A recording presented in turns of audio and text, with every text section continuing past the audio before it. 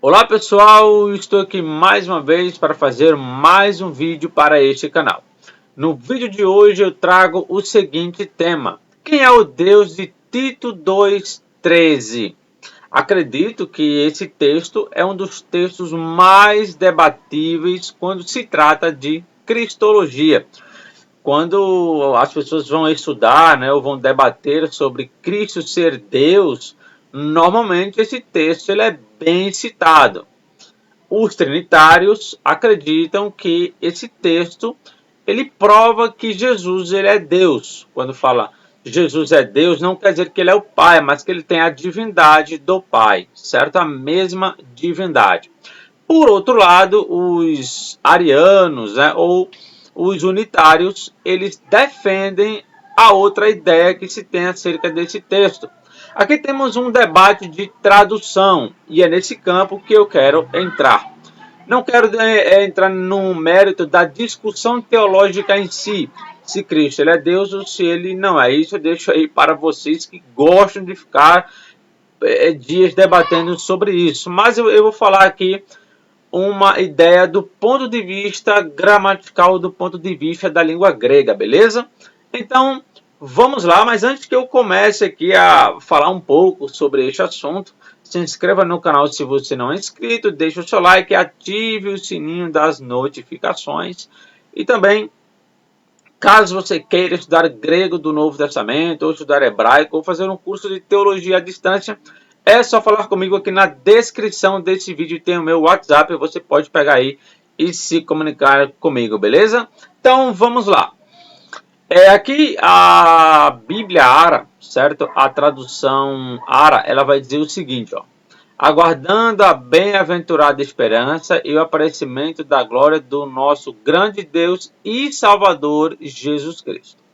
Se você pegar aí, eu acredito que a grande maioria das traduções que temos em português, elas vão falar exatamente o que a Ara está dizendo aqui, certo? Onde ela vai aplicar aqui, ó, nosso grande Deus e Salvador Jesus Cristo. Então aqui a tradução Ara ou outras, né, ela deixa claro que esse grande Deus é Jesus. Porém, temos aqui outras traduções que já seguem outra ideia, como é o caso da Bíblia do Peregrino, né, que é essa aqui, ó. Caso você tenha aí, certo, você pode consultar. A Bíblia do Peregrino, ela fala assim, ó: esperando a promessa feliz e a manifestação da glória do nosso grande Deus e do nosso Salvador, Jesus Cristo. Olha só a diferença que tem a Bíblia do Peregrino para a Bíblia Ara, né? Você pega aqui a Ara, ela fala grande Deus e Salvador, né?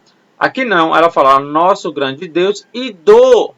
Olha só, esse do aqui, ele faz total diferença para mostrar uma distinção. Então, o nosso grande Deus seria o Pai e o Salvador seria Jesus Cristo, porque Cristo está fazendo uma distinção, né? E do, certo? Se você tira esse do, então toda a frase se refere a Jesus, beleza? A Bíblia judaica, que no caso é essa aqui, a minha já está bem usada, né, que eu já usei bastante. A Bíblia judaica, ela vai dizer assim: enquanto continuamos a esperar pelo bendito cumprimento de nossa esperança infalível, ele fala o aparecimento da Shekinah do nosso grande Deus e a aparição do nosso libertador, Yeshua, o Messias. Então veja que a Bíblia judaica, ela faz a mesma ideia, ela traz a mesma ideia, né? O aparecimento da Shekinah do nosso grande Deus e a aparição do nosso libertador, Yeshua. Então, quer dizer, existe aqui duas pessoas, certo? Então, a maioria das traduções seguem o que a Ara diz e outras traduções, uma minoria, elas vão seguir o que a Bíblia do Peregrino e a Bíblia judaica diz. Outra que poderia entrar aqui seria a TNM, né? A tradução das Testemunhas de Jeová, que também ela vai seguir praticamente a mesma ideia da Bíblia do Peregrino, beleza? Bom, aqui eu tenho o texto grego, pessoal, e todo o debate, toda a discussão está apenas aqui, ó. Nesse tu, que é o artigo do, aqui o teu Deus, essa conjunção aqui que é o kai, que é o e, né? E o soteros, que é Salvador, certo? Toda a discussão está aqui, ó. Esse aqui é o grande, né? O adjetivo megalo, certo? Então aqui temos o remon, né? Nosso, que é do, nosso remon, grande megalo, Deus, Kai Soteros e Salvador. É e Salvador ou e do Salvador? Bom, eu quero falar um pouco mais, digamos assim, exaustivo, né, sobre essa questão, que vai aqui trabalhar também uma regra sobre esse texto, que é chamada de regra de Sharp, né, que foi aí um estudioso do Novo Testamento que, quando ele estava lendo o Novo Testamento, ele identificou uma construção e ele estabeleceu como uma espécie de regra. Só que nem todo mundo concorda com essa regra, beleza? Nesse texto aqui, certo? Só para deixar claro. Nessa próxima imagem aqui, aqui eu tenho o texto grego, né? E a regra de Sharp, certo?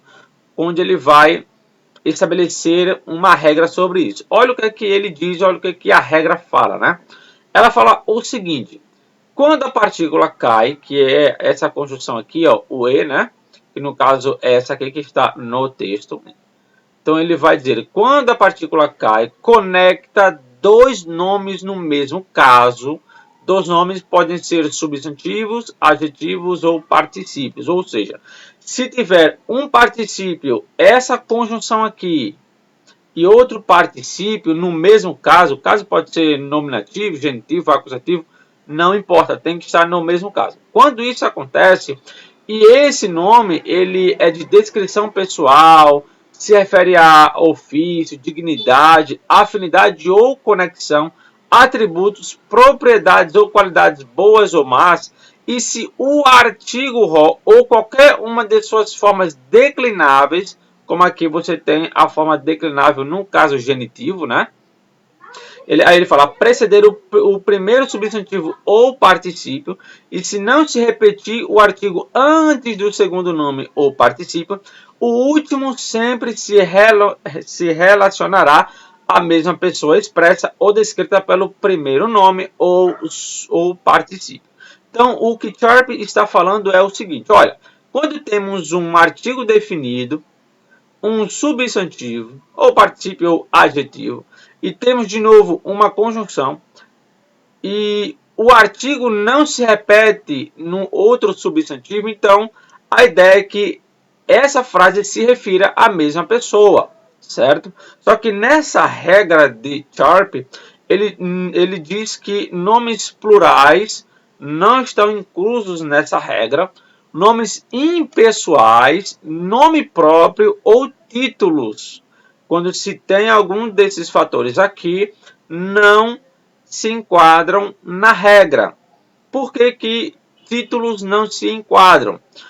Middleton, que foi aí o maior defensor da regra de Sharp, ele escreveu uma obra em inglês chamada A Doutrina do Artigo Grego, onde ele vai tratar sobre alguns textos que envolvem essa regra, e ele fala que títulos não entram porque títulos estão próximos do nome próprio ou de nomes pessoais.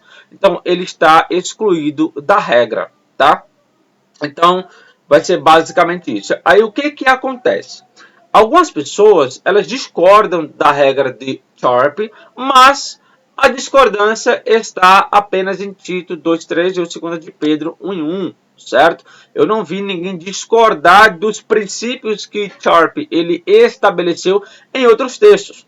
Até porque, se você fizer uma análise do que Sharp fala em outros textos, ele está corretíssimo. E vamos ver aqui alguns exemplos, tá? Vamos pegar aqui, pessoal, exemplos que entram na regra. Eu peguei aqui 3, só para ilustrar, tá? Aqui temos o texto de Hebreus, capítulo 3, versículo 1, certo? Aqui temos a seguinte ideia. Artigo definido no caso acusativo. O substantivo apóstolo, no caso acusativo. A conjunção cai, que é o e temos o substantivo no caso acusativo também. Então, texto que entra na regra de Sharp, essa construção aqui. Então, aqui esse texto ele diz, Jesus, o apóstolo e sumo sacerdote da nossa confissão. Então aqui eu tenho o apóstolo e aqui eu tenho o sumo sacerdote, certo? Então, apóstolo e sumo sacerdote se refere a quem? São dois termos que se referem à mesma pessoa, ou seja, Jesus, certo? Apocalipse 3, isso aqui não é Apocalipse, eu errei aqui, tá? Aqui é Atos 3,14, que vai falar o seguinte aqui, ó. Mas vós negaste o santo e justo, tá? Aqui temos, aqui envolve substantivo, tá? Aqui já é adjetivo. Temos artigo definido no acusativo, adjetivo no acusativo, conjunção cai e adjetivo no acusativo. Então aqui eu tenho hagion, que é o santo, e o dikaion, que é o justo.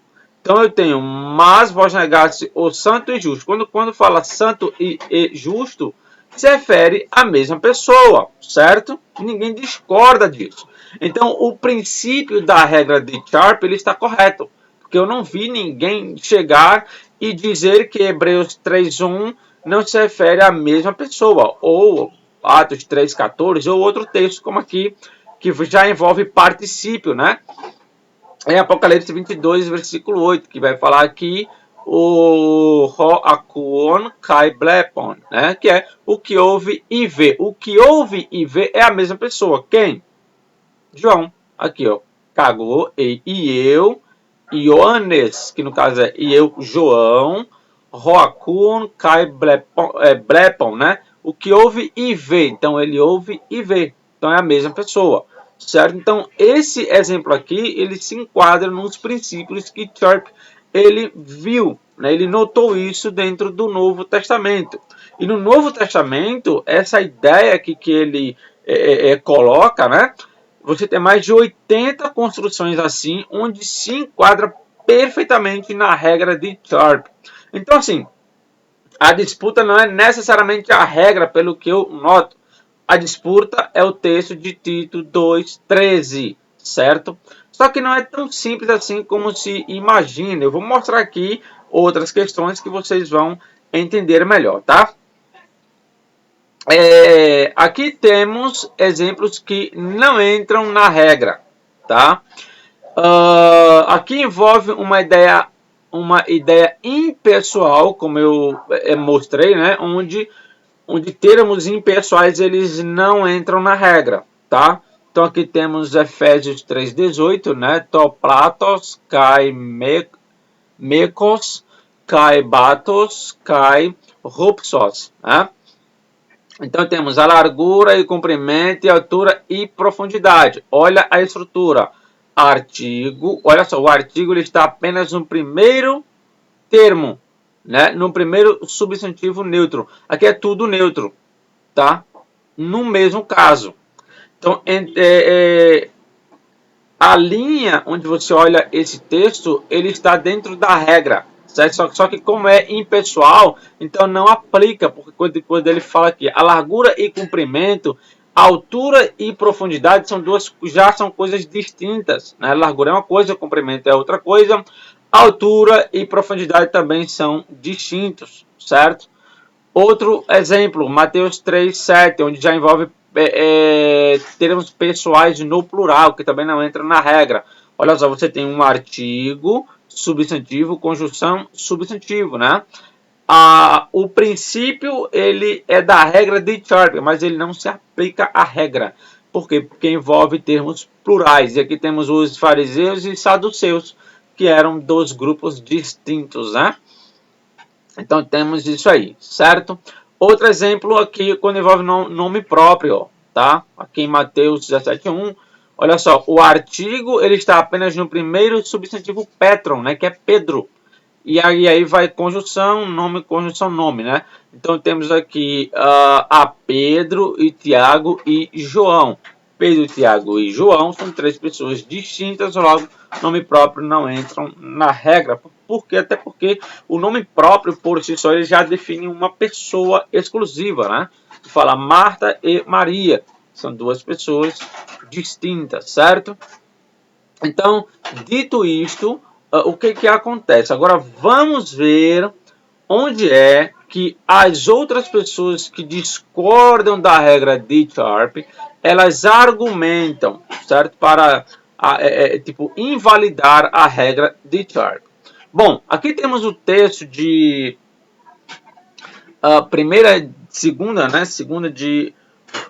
Segunda de Tessalonicenses, capítulo de número 1, né? Versículo 12. Olha só que coisa interessante, pessoal, aqui, ó.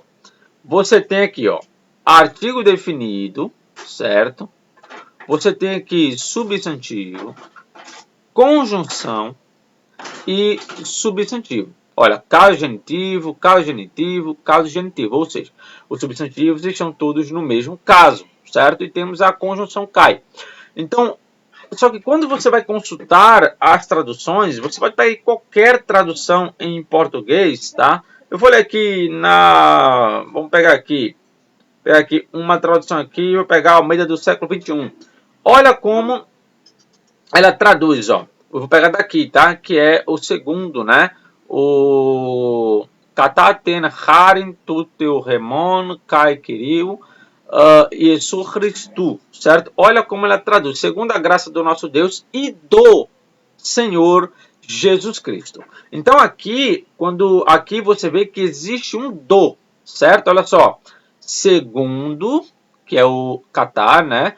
Tenharem a graça, tu teu aqui ó, o tu teu remon, né? Remon é nosso, certo?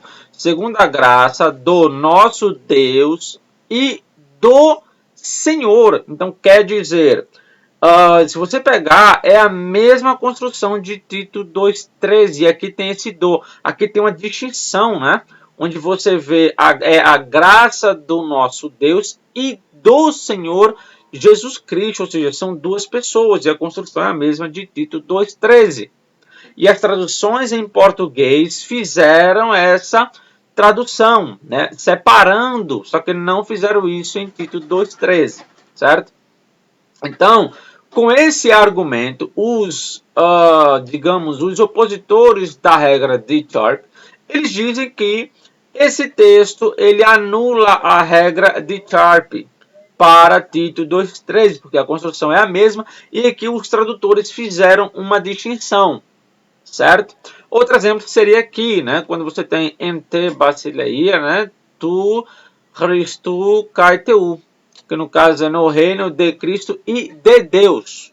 Olha só, você tem artigo, o substantivo genitivo, conjunção, substantivo genitivo. Mesma coisa da regra de Sharp, só que aqui se refere a duas pessoas distintas, certo? Assim como segunda de Tessalonicenses, capítulo 1, versículo 12. Também se refere a duas pessoas distintas, né? No caso aqui é a graça do nosso Deus e do Senhor Jesus Cristo. Então, nosso Deus é um e o Senhor Jesus Cristo é outro. Beleza? Então, com esse argumento, eles falam, então, aqui fazemos a mesma coisa. Né? Entendemos que a ideia é a glória, o tesdoxes, né? Tesdoxes, tu megalo teu, né? A glória do nosso grande Deus e do Salvador. Então, como esse substantivo aqui, ele também está no caso genitivo, exatamente como o substantivo teu, né, que é Deus, então vamos fazer a mesma coisa. A mesma coisa que as traduções fizeram em 2 de Tessalonicenses 1:12, Efésios 5:5, também vai ter lá 1 Timóteo 5:21, 2 Timóteo 4:1, né? Enfim. E aí eles argumentam isso aqui. Só que aqui tem um pequeno problema. O problema é que você pegar, por exemplo, Middleton, né? Middleton, quando ele escreve a sua obra Doutrina do Artigo Grego, que ele foi um dos maiores defensores da regra de Sharp, ele exclui esse texto aqui.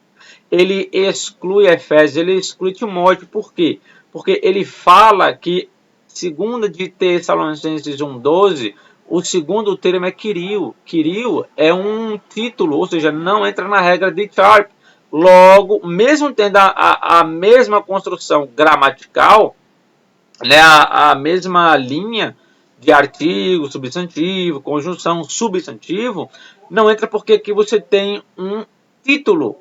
É a mesma coisa nos outros exemplos que eu já citei, né, que envolve a mesma construção, mas não entram na regra, porque são nomes pessoais, são nomes impessoais, envolve questão plural, envolve nome próprio, enfim.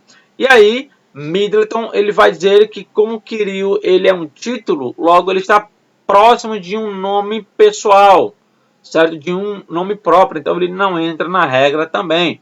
Então, esse texto ele não pode servir de comparação com Tito 2,13, segundo Middleton, né, que ele mesmo excluiu lá, foi um dos maiores estudiosos da regra de Sharpe, ele mesmo fala isso, certo? Então, o que que acontece? Se nós levarmos a regra de Sharpe de uma forma dentro de todos os exemplos que tem num Novo Testamento, você não tem como fazer uma distinção aqui entre Deus e Salvador, como Deus e do Salvador. A não ser se você não siga a regra, se você vai ignorar ela aqui. Porque você só vai ignorar ela aqui. Porque se você pegar outros textos que entram na regra, não existe sequer uma exceção no Novo Testamento que faça uma distinção quando ele colocou os princípios para estabelecer a regra. Talvez alguém diga, mas ele colocou esses princípios exatamente porque ele viu que se ele não colocasse, a regra não iria valer. Não. Tanto é que Calvin Stanley, que foi o maior opositor da regra de Sharpe, ele mesmo assume, ele diz que os princípios da regra de Sharpe são válidos e que eles realmente são autênticos dentro das páginas do Novo Testamento. Então, o próprio Calvin Stanley, que foi um dos maiores opositores, ele viu isso. E, de fato, existem mais de 80 exemplos no Novo Testamento onde os princípios que Sharpe coloca, eles são válidos. Então, quer dizer, o problema não é a regra em si, o problema é apenas Tito 2,13. Porque se você tirar Tito 2,13, pegue qualquer outro texto que Sharpe ele estabelece essa regra e diga para mim se existe duas pessoas distintas. Certo? Então, o que acontece? Deixa eu voltar aqui. Então, o que acontece?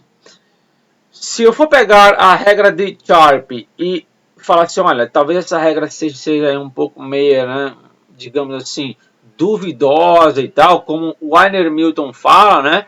Milton diz que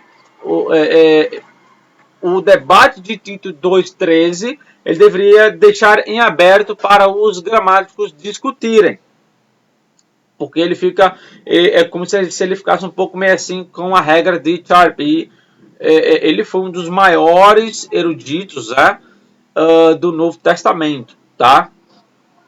Por outro lado, outros eruditos discordam dele e estabelece aqui a regra de Sharpe como se ela fosse aqui uma regra a ser seguida em Tito 2,13, beleza? Então, o que nós temos aqui? Se nós seguimos a regra de Sharpe usando os outros exemplos, Tito 2,13 se refere a Jesus, certo? Grande Deus e Salvador. Porém, quem não seguir a regra de Sharpe, ele pode fazer as duas traduções, que no caso seria o que apresenta na Bíblia do Peregrino e o que apresenta na Bíblia Ara ou na maioria das versões, certo? Jefferson, qual é a sua visão sobre isso? Eu vou falar da minha visão num próximo vídeo. Eu vou explicar o porquê que eu entendo que Tito 2,13 se refere a Jesus, que ele é o nosso grande Deus aqui, certo? Existem outras questões para serem analisadas dentro do próprio texto de Tito 2,13, como no versículo 14, algumas expressões e alguns vocábulos específicos que Paulo usa aqui, certo? Mas eu quero falar do porquê num próximo vídeo, certo? Por isso que essa aqui é a parte 1, porque vai ter a parte 2. Então, na parte 2 eu vou detalhar, certo? Aqui eu apenas quis mais mostrar um pouco da regra de Sharpe, né? Para mostrar como que envolve o debate acerca desse texto, certo? Então existe um grande debate acerca desse texto aqui para os defensores que defendem a regra de Sharpe, como eu, e outros que não defendem a regra de Sharpe, beleza? Então é isso aí, eu vou ficando por aqui, espero que vocês tenham gostado deste vídeo. No próximo vídeo eu vou postar mostrando o porquê eu acredito que Tito 2,13 se refere a Jesus como Deus, beleza? Então é isso aí, que Deus abençoe a todos, fiquem com Deus e até o próximo vídeo. Fui!